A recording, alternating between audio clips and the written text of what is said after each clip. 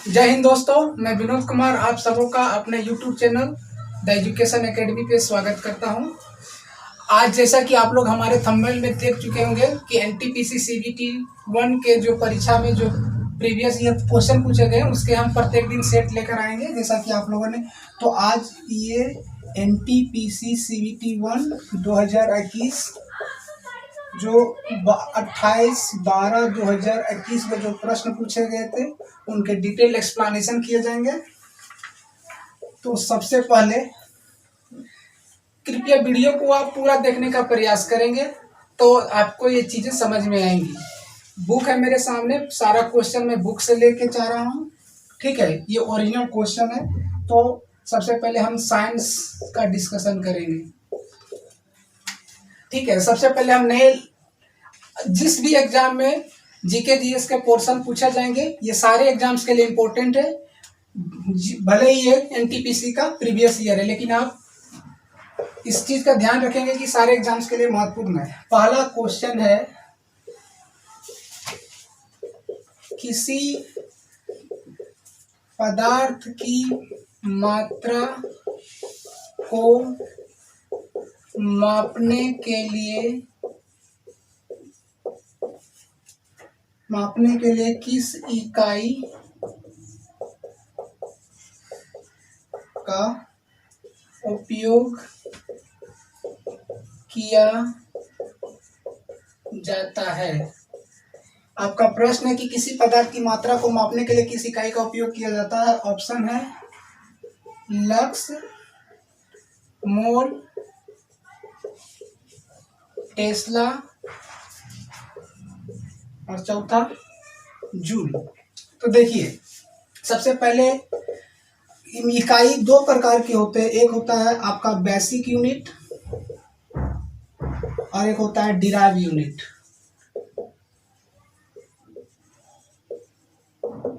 ठीक है।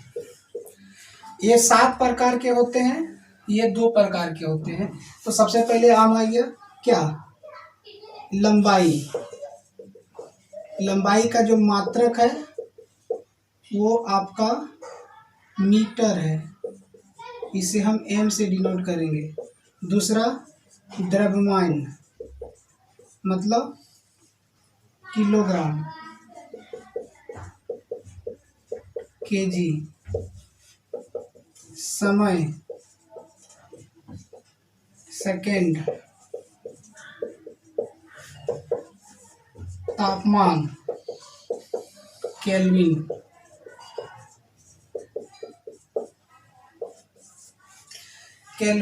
उसके बाद आपका क्या हो जाएगा, पदार्थ की मात्रा मोल,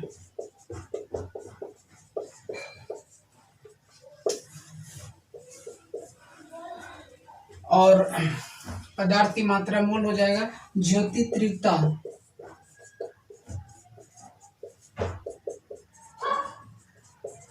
कंडेला, सीडी। और एक हो जाएगा लंबाई, द्रव्यमान, समय 1 2 3 4 5 6। एक और क्या होगा,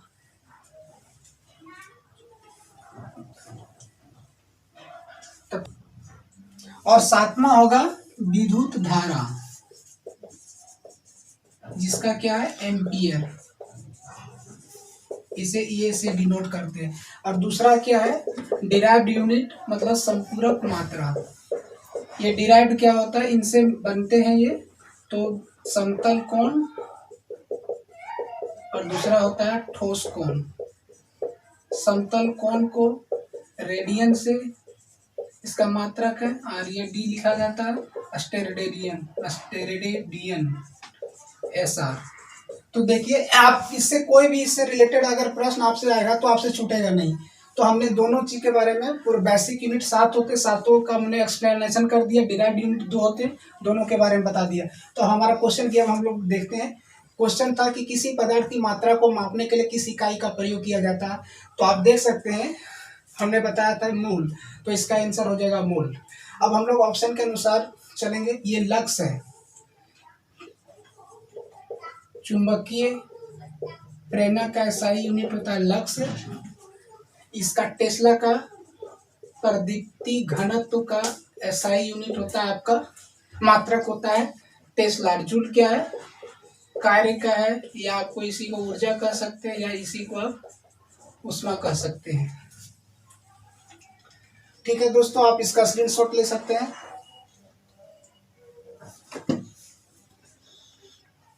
दोस्तों हमारा दूसरा क्वेश्चन है, निम्नलिखित में से कौन सा डीआरडीओ द्वारा विकसित एक मल्टी बैरल रॉकेट सिस्टम है।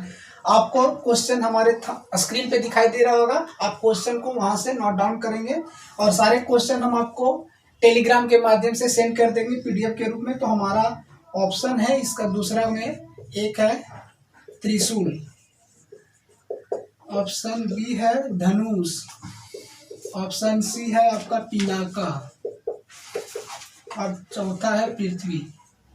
देखिए क्वेश्चन बोल रहा था कि डीआरडीओ द्वारा विकसित एक मल्टी बैरल रॉकेट सिस्टम क्या है। सबसे पहले इसका आंसर होगा पिनाका। ठीक है, अब हम लोग डीआरडीओ के बारे में सबसे पहले एक बेसिक जानकारी लेंगे, डीआरडीओ क्या है।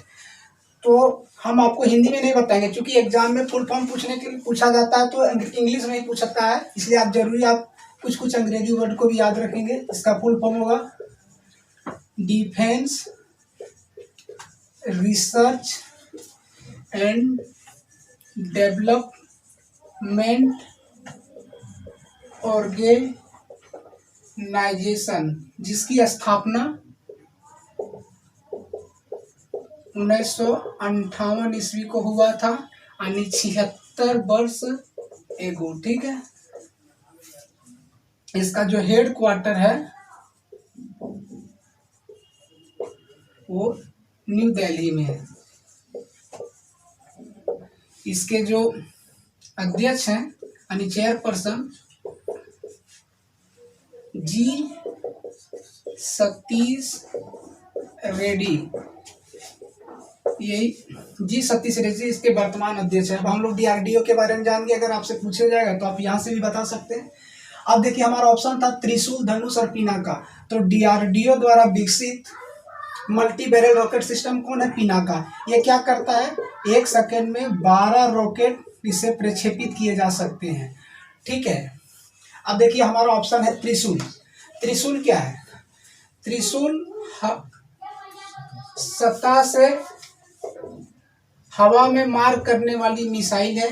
धनुष जमीन टू जमीन, या इसी को आप सतह से सतह बोल सकते हैं। पृथ्वी ये सतह टू सतह मार करने वाली प्रक्षेपित मिसाइल है। आप इसको नोट डाउन करेंगे। हमारा तीसरा प्रश्न है उबंटू क्या है। तो ऑप्शन है, या स्क्रीन पे आपको आपका क्वेश्चन दिख जाएगा, वेब ब्राउजर। यानी ये प्रश्न जो है आपके कंप्यूटर से है। एक्सटर्नल हार्ड ड्राइव,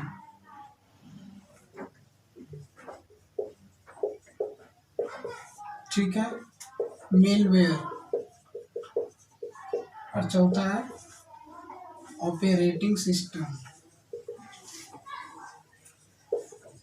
ठीक है, तो इसका ये है आपका। तो क्वेश्चन पूछा था कि उबंटू क्या है। तो सबसे पहले उबंटू क्या है, एक हमारा ऑपरेटिंग सिस्टम है। ये ऑपरेटिंग सिस्टम है। ऑपरेटिंग सिस्टम क्या होता है, ये ऑपरेटिंग सिस्टम के जैसे एग्जांपल है आपका Windows 95, Windows 7, Windows 8, Windows 10, Linux, Unix, ये सब आपके ऑपरेटिंग सिस्टम के एग्जाम्पल हैं। मेलवेयर क्या होता है, मेलवेयर कंप्यूटर का एक वायरस है। कंप्यूटर वायरस है जो कंप्यूटर की जो कार्य पद्धति होती है उसको ये स्लो कर देता है। एक तरह से इसको हम क्या कहते हैं, कंप्यूटर का वायरस है ये। ठीक है, आप ये है वेब ब्राउजर। वेब ब्राउजर क्या होता है, या आप इसको प्ले स्टोर से डाउनलोड करते हैं। ठीक है, और इससे हम क्या करते हैं, हम लोग जो इंटरनेट के माध्यम से उस पर जो भी वीडियो या फोटो वगैरह होता है उसको हम लोग देख पाते हैं। जैसे कि आप इसका एग्जांपल हो जाएगा opera mini, safari, Chrome, Google Chrome जो है क्रोम, मोजिला फायर्स, ये आपके वेब ब्राउजर्स के एग्जांपल हैं, तो आप इसको नोट डाउन करेंगे। दोस्तों ये जो सेट था 28/12/2020 को था, मिस्टेक से हमने 2021 कर दिया था। ठीक है, आप इस पर ध्यान देंगे, छोटी छोटी गलतियां होती रहती हैं। अब चौथा नंबर क्वेश्चन है, कंप्यूटर और इंटरनेट के डोमेन में यूआरएल का पूर्ण रूप क्या है? इसका फुल फॉर्म पूछा है यूआरएल। तो यूआरएल का फुल फॉर्म आपका क्या होगा? ऑप्शन है यूनिक रिवॉक्ड लोकेशन, दूसरा ऑप्शन है यूनिक रिसोर्स लोकेशन, तीसरा है यूनिफॉर्म रिसोर्स लोकेटर, चौथा क्या है आपका यूनिवर्सल रिसोर्स लोकेटर। देखिए रेलवे एग्जाम में जो पूछे जाते हैं कंप्यूटर से, ज़्यादातर वो आपको फुल फॉर्म पूछे जाएंगे। तो आपको यूआरएल का फुल फॉर्म पूछा गया है, तो इसका फुल फॉर्म होगा आपका यूनिफॉर्म रिसोर्स लोकेटर। इसके 3 पार्ट होते हैं। पहला पार्ट प्रोटोकॉल, दूसरा डोमेन और तीसरा पाथ। इसको आप नोट डाउन करेंगे। 5वां नंबर प्रश्न है, सहजीवी संबंध को निम्नलिखित में कौन सहजीवी संबंध को दर्शाता है? ठीक है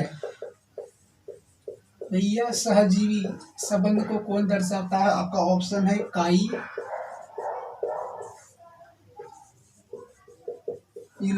यूलोथ्रिक्स,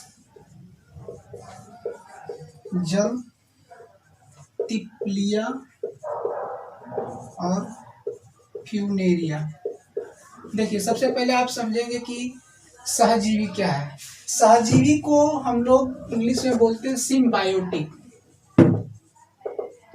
सिम्बायोटिक रिलेशन। ठीक है, इसमें जो आते हैं आपका कवक और शैवाल आता है। ठीक है, ये शैवाल क्या होता है आप लोग देखते होंगे, कुआं तालाब के किनारे जो हरा हरा कलर का जो थोड़ा छोटा छोटा पौधा हो जाता है उसको हम लोग शैवाल कहते हैं। ये दोनों मिलकर आपस में बनाता है लाइकेन। ठीक है, ये लाइकेन जो होता है वायु प्रदूषक के इंडिकेटर के रूप में इसका प्रयोग किया जाता है। ठीक है, तो कवक और शैवाल के सामूहिक मतलब उसके कंबाइंड रूप को हम लोग लाइकेन कहते हैं, और यही है हमारा सिम्बायोटिक रिलेशन होता है। क्योंकि शैवाल के पास क्लोरोफिल होता है, जिस वजह से अपना ये भोजन बना लेता है, और ये के पास क्लोरोफिल नहीं होता है, ये जल को शोषित करता है, यानी दोनों आपस में रह के अपना जीवन स्थापित करते हैं। यही हो गया। ठीक है, अब कवक का एक पूछता है कि कवक के अध्ययन को क्या कहते हैं? तो कवक के अध्ययन को माइकोलॉजी कहा जाता है। कवक के अध्ययन को माइकोलॉजी और शैवाल के अध्ययन को फाइकोलॉजी कहते हैं। नोट डाउन करेंगे आप। तो इसका आंसर होगा दोस्तों काई। ठीक है, काई को ही हम लोग कवक और शैवाल कहेंगे लाइकेन, तो आंसर हो जाएगा इसका काई। अगला प्रश्न है, विषाणु निम्नलिखित में से कौन सा रोग विषाणु से होता है?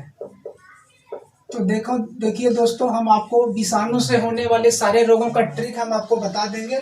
जो भी एग्जाम में आपसे पूछे जाएंगे आगे, वो आपसे गलती नहीं होंगी। सबसे पहले हम समझेंगे विषाणु क्या है। तो विषाणु सजीव और निर्जीव के बीच की कड़ी को हम विषाणु कहते हैं। जैसा कि आप लोग देखते हैं कि 2019 में चाइना से उत्पन्न हुआ था कोरोना वायरस, पूरी दुनिया को तबाह कर दिया। तो ठीक है, वायरस बहुत ही खतरनाक चीज होता है, ये सजीव और निर्जीव के बीच की कड़ी है।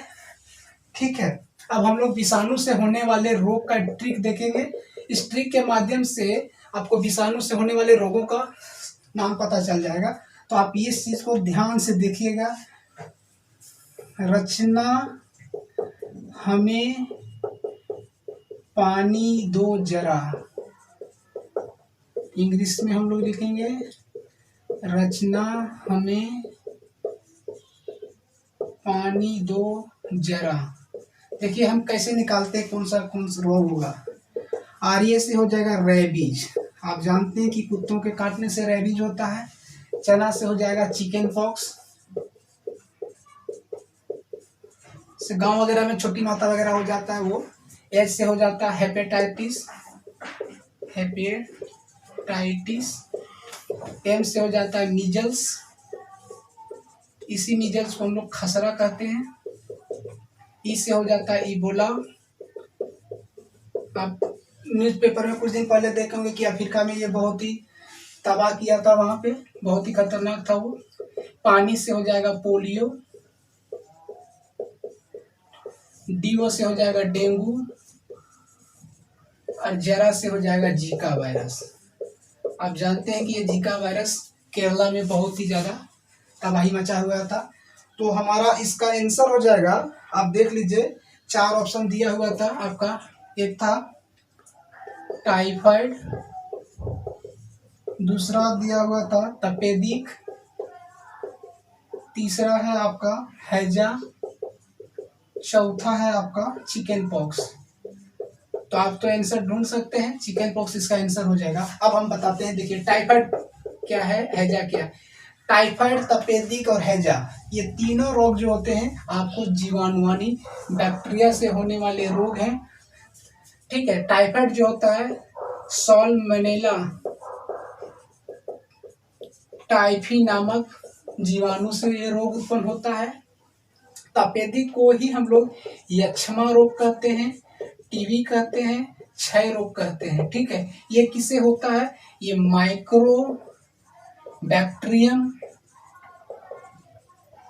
माइक्रोबैक्टीरियम बेसिलस नामक जीवाणु से होता है ये रोग। इसी के उपचार के लिए हम लोग बीसीजी का टीका लगाते हैं। और हैजा को इंग्लिश में कहते हैं कोलेरा। अब ये होता है विब्रियो कोलेरा नामक जीवाणु से उत्पन्न होने वाला रोग है हैजा। ठीक है, तो आप लोग इसको आराम से नोट डाउन करेंगे। हमें लगता है कि आप विषाणु से आने वाले कोई भी रोग आगे होंगे तो आपसे छूटेगा नहीं। और फिर जैसे जैसे हम लोग सेट की और आगे बढ़ेंगे, जीवाणु प्रोटोजोआ से होने वाले सारे रोग के बारे में एक्सप्लेन करते जाएंगे। क्वेश्चन नंबर 7 है, निम्नलिखित में से किस माध्यम में ध्वनि नहीं जा सकती है। तो बोल रहा है कि ध्वनि किस माध्यम में नहीं जा सकती। तो आप जानते हैं कि ध्वनि जब एक स्थान से दूसरे स्थान तक जब गमन करती है तो ध्वनि के गमन के लिए किसी माध्यम की आवश्यकता होती है। ठीक है, ये बिना माध्यम के एक स्थान से दूसरे स्थान तक नहीं जा सकता है। ठीक है, ध्वनि की जो चाल होती है हवा में 332 मीटर पर सेकंड अनुदैर्घ्य तरंग होता है ये ध्वनि। ठीक है, अब हमारा ऑप्शन की ओर हम लोग मूव करेंगे। देखिए आपका ऑप्शन है इस्पात, निर्वात, वायु और दूध। अब देखिए, तो ध्वनि का गमन के लिए अब किसके माध्यम की आवश्यकता होती है। ऑप्शन में देखिए निर्वात उसे कहते हैं जहां पे हवा नहीं है। तो भाई माध्यम है नहीं, तो वहां पे ध्वनि गमन नहीं करेगा, इसका आंसर ये हो जाएगा। लेकिन अब पूछा जाएगा कि ध्वनि सबसे ज्यादा का उसका जो चाल है किसमें होता है, तो सबसे ज्यादा ठोस में होता है, द्रव, गैस। तो इसमें सबसे ज्यादा किसमें हो जाएगा, इस्पात में हो जाएगा, फिर आपका दूध में हो जाएगा, फिर आपका वायु में होगा। इस ऑप्शन के अनुसार हमने बताया, तो निर्वात इसका आंसर होगा। निर्वात में वो गमन नहीं करेगा। ओके, अब क्वेश्चन नंबर 8 को हम लोग देखेंगे। क्वेश्चन नंबर 8 बोल रहा है कि सेरिकल्चर शब्द निम्नलिखित में किससे संबंधित है। सेरिकल्चर का संबंध किससे है, ये क्वेश्चन पूछ रहा है। ठीक है, तो सेरिकल्चर का संबंध जो होता है रेशम की खेती को हम लोग सेरिकल्चर कहते हैं। ठीक है, रेशम। हमारा दूसरा ऑप्शन है, अब देखिए ऑप्शन में इसमें है मछली पालन। हम आपको लिस्ट दे देंगे कुछ। मछली पालन को क्या करते हैं, पीसी कल्चर। ठीक है, मिस ये हो गया। अब दूसरा क्या है, इधर ऑप्शन नंबर डी है आपका मधुमक्खी पालन। मधुमक्खी पालन को हम लोग एपी कल्चर कहते हैं। और एक ऑप्शन है आपका पक्षी पालन। या पक्षी का अध्ययन हम जो बोलेंगे ऑर्निथोलॉजी, ऑर्निथोलॉजी।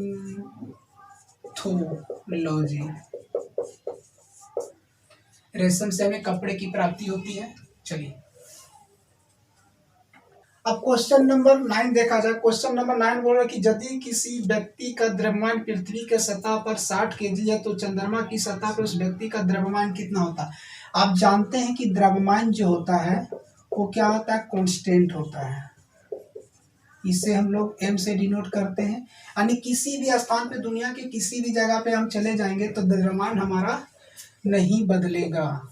ठीक है, अचर रहता है, ये कांस्टेंट रहता है। चाहे वो पृथ्वी पे हो, चाहे ध्रुव पे हो, चाहे विषुवत रेखा हो, चाहे कहीं भी हम चले जाएं तो हमारा जो द्रव्यमान रहेगा वो हमेशा कांस्टेंट होगा। ठीक है, अब ये बोल रहा है एक होता है भार, तो भार का फॉर्मूला होता है WG। ठीक है, mg, सॉरी डब्ल्यू को, भार को हम डब्ल्यू से डिनोट करते हैं mg। जहाँ पे अगर g का मान ज्यादा तो भार ज्यादा, g का मान कम तो भार कम, लेकिन m से उसका कोई इफेक्ट नहीं पड़ता है। तो बोल रहा था, क्वेश्चन बोला कि पृथ्वी पे द्रव्यमान, किसी वस्तु का पृथ्वी पे द्रव्यमान 160 केजी है तो चंद्रमा पे उसका द्रव्यमान, तो चंद्रमा पे भी उसका द्रव्यमान 160 केजी होगा। कंप्यूटर के किस भाग को उसका मस्तिष्क कहते हैं, यानी ब्रेन ऑफ कंप्यूटर।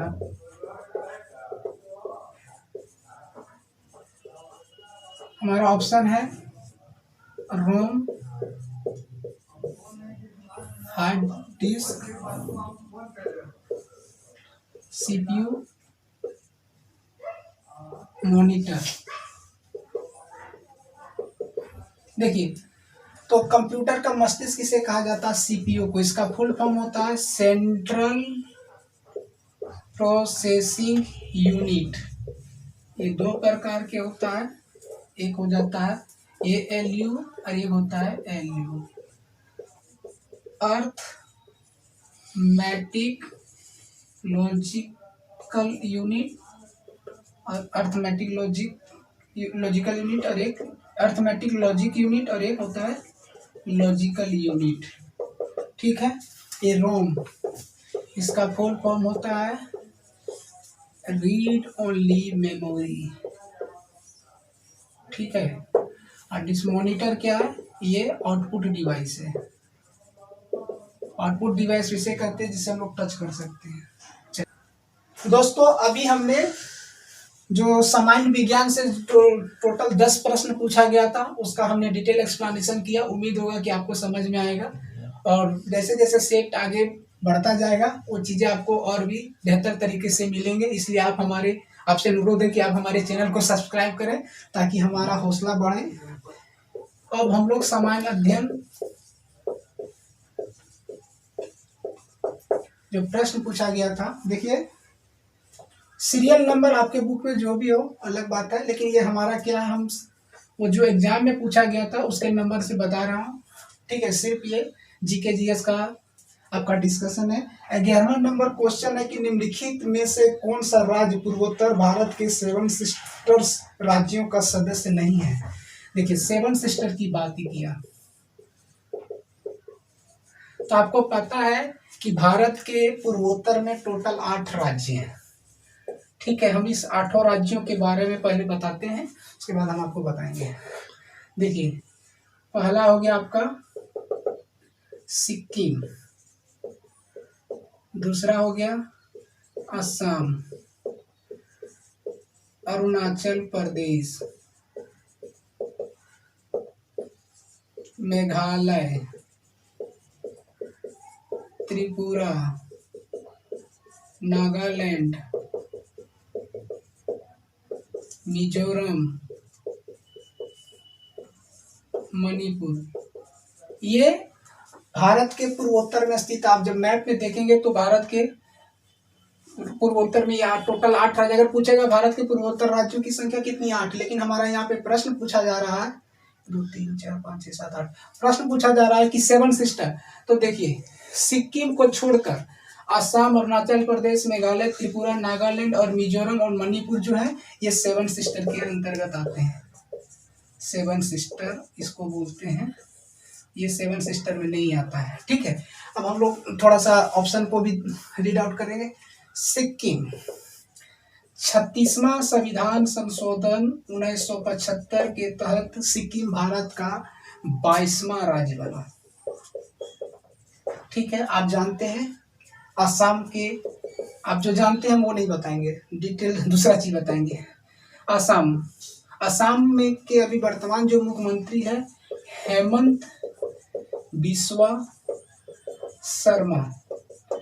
गमछा असम का सांस्कृतिक मतलब क्या बोलते हैं, वस्त्र बोल सकते हैं आप, वहाँ का है गमछा। अरुणाचल प्रदेश की राजधानी ईटानगर है। ठीक है, मेघालय में असम राइफल्स जो है इसका मुख्यालय कहाँ है, मेघालय के शिलोंग में।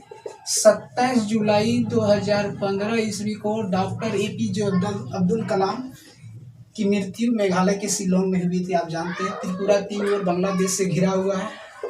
नागालैंड की जो राजकीय भाषा है वो इंग्लिश है।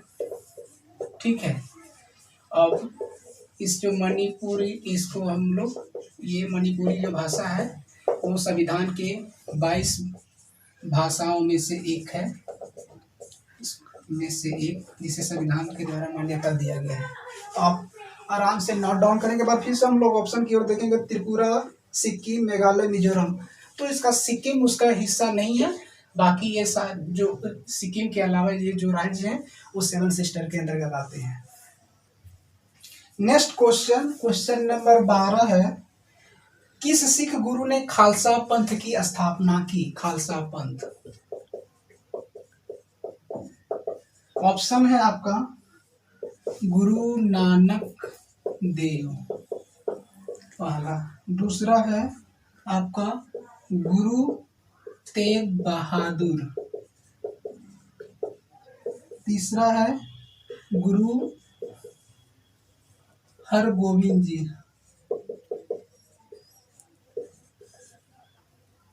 गुरु गोविंद सिंह। देखिए, हमसे पूछा गया खालसा पंथ की स्थापना किसने किया था, तो इसका आंसर होगा गुरु गोविंद सिंह। गुरु गोविंद सिंह जो थे वो सिख धर्म के 10वें गुरु थे। गुरु हरगोविंद सिंह सिख धर्म के 6ठे गुरु।